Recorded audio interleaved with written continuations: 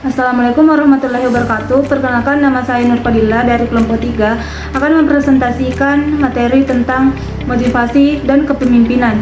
Adapun rekan saya Muhammad Asrul, Muhammad Sahrullah, Nur Anissa, dan juga Nur Hikmah. Baik, materi pertama akan disampaikan oleh rekan saya. Pengertian motivasi. Motivasi adalah serangkaian sikap dan nilai-nilai yang mempengaruhi individu untuk mencapai hal spesifik sesuai dengan tujuan individu.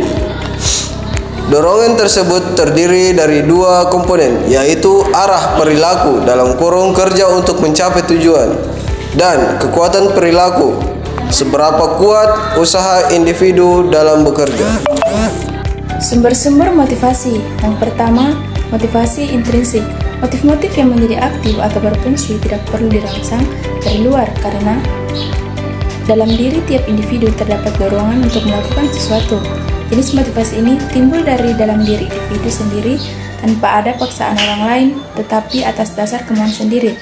Yang kedua, motif intrinsik adalah motif-motif yang aktif dan berfungsi karena adanya perangsang dari luar. Jenis motivasi ini timbul sebagai alat pengaruh dari luar individu. Apakah karena adanya ajakan, seruan, atau paksaan dari orang lain sehingga seseorang mau melakukan suatu tindakan? K. Herbrand dalam Simon de Pont (1986.2106). Ada dua faktor utama di dalam organisasi yang membuat karyawan mereka puas terhadap pekerjaan yang dilakukan, dan kepuasan tersebut mendorong mereka untuk bekerja lebih baik. Kedua faktor tersebut antara lain: 1. Manufaktur adalah prestasi kerja, penghargaan, tanggung jawab yang diberikan kesempatan untuk mengembangkan diri dan pekerjaan itu sendiri.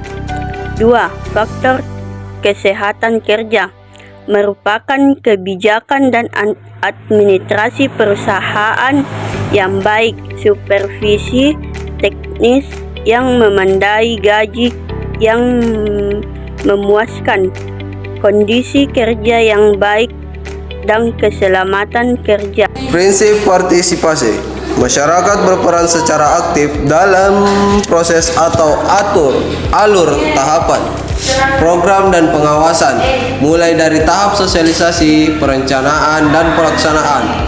Prinsip komunikasi. Dasar atau asas pikiran untuk membahas komunikasi seperti membahas dalam dunia pekerjaan. Memberi perhatian. Prinsip ini merupakan keseluruhan proses pemberian motif bekerja para bawahan sedemikian rupa sehingga mereka mau bekerja dengan ikhlas demi tercapai tujuan organisasi dengan efisien dan ekonomis. Mengakui adil bawahan, yang dimana pemimpin mengakui bahwa mempunyai andil di dalam usaha pencapaian tujuan.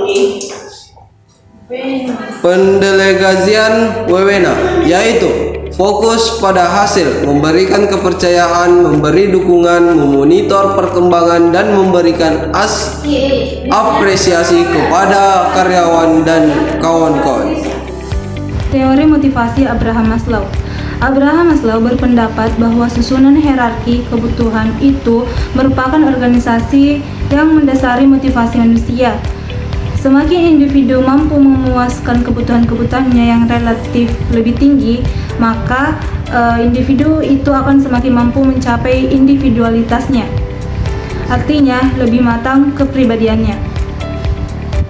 Terdapat 5 tingkat kebutuhan dasar, yaitu kebutuhan yang pertama, kebutuhan fisiologis, yaitu seperti makanan, minuman, tidur, pakaian, dan lain-lain. Yang kedua, kebutuhan akan rasa aman seperti keamanan, keteraturan, stabilitas, dan lain-lain. Yang ketiga, kebutuhan sosial, misalnya afeksi, relasi, keluarga, dan lain-lain. Yang keempat, kebutuhan penghargaan seperti pencapaian, status, tanggung jawab, reputasi, dan lain-lain. Dan yang kelima, kebutuhan akan aktualisasi diri, yaitu pengembangan diri, pemenuhan ideologi, dan lain-lain. Kepemimpinan. Kepemimpinan adalah cara atau teknik yang digunakan pemimpin untuk mempengaruhi pengikut atau bawahannya dalam melakukan kerjasama mencapai tujuan yang ditentukan. Gaya kepemimpinan.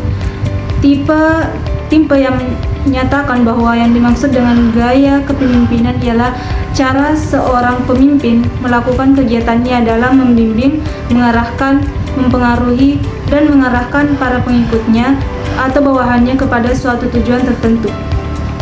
Peran kepemimpinan. Peran kepemimpinan dalam mengambil keputusan. 2. Pimpinan sebagai komunikator yang efektif. Pimpinan sebagai wakil juru bicara organisasi. Pimpinan sebagai penentu arah. Peran kepemimpinan dalam membangun tim. Peran kepemimpinan dalam mengembalikan konflik. Perencanaan adalah proses dalam rangkaian urutan nasional dalam penyusunan rencana. Pramarka adalah setiap orang atau instansi pemerintah yang bertanggung jawab atas suatu usaha atau kegiatan yang akan dilaksanakan. Pengendalian. Pengendalian adalah mengukur dan perbaikan terhadap pelaksanaan kerja bawahan agar rencana-rencana yang telah dibuat untuk mencapai tujuan-tujuan perusahaan dapat diselenggarakan. Pendukung yaitu motivasi bekerja, pendidikan, serta pengalaman kerja dari setiap pegawai. Informasi adalah pengelola sumber daya dari sekumpulan data menjadi informasi yang berguna dan dapat dimanfaatkan oleh suatu lingkungan organisasi. Evaluasi adalah bagaimana cara kita menilai atau mengukur secara objektif dari hasil kegiatan organisasi atau memastikan jika ada penyimpangan apa yang telah direncanakan sebelumnya. Jenis kepemimpinan. A. Kepemimpinan atraktif adalah kepemimpinan berdasarkan kekuasaan mutlak. Pemimpin ini dianggap manusia super. Dalam buku Keith Davis, Human Behavior at War mengatakan bahwa kerugian yang ditimbulkan oleh kepemimpinan ini adalah anak buahnya yang tidak merasa senang, lebih-lebih jika tindakannya ekstrim. B. Kepemimpinan demokratis merupakan kepemimpinan berdasarkan demokrasi. Dipilihnya pemimpin itu secara demokratik, melainkan cara yang dilaksanakan pemimpin itu memang demokratik. C. Kepemimpinan bebas. Seorang pemimpin dengan gaya kepemimpinan bebas melakukan peranannya secara pasif. Sebagai seorang penonton, kurang lebihnya ia menghindarkan kuasa dan tanggung jawab. Kepemimpinan visioner adalah kemampuan pemimpin untuk menciptakan dan mengartikulasikan suatu visi yang realistik, dapat dipercaya, atraktif tentang masa depan bagi suatu organisasi atau unit organisasional yang terus tumbuh sampai saat ini. Robbins 2001-195.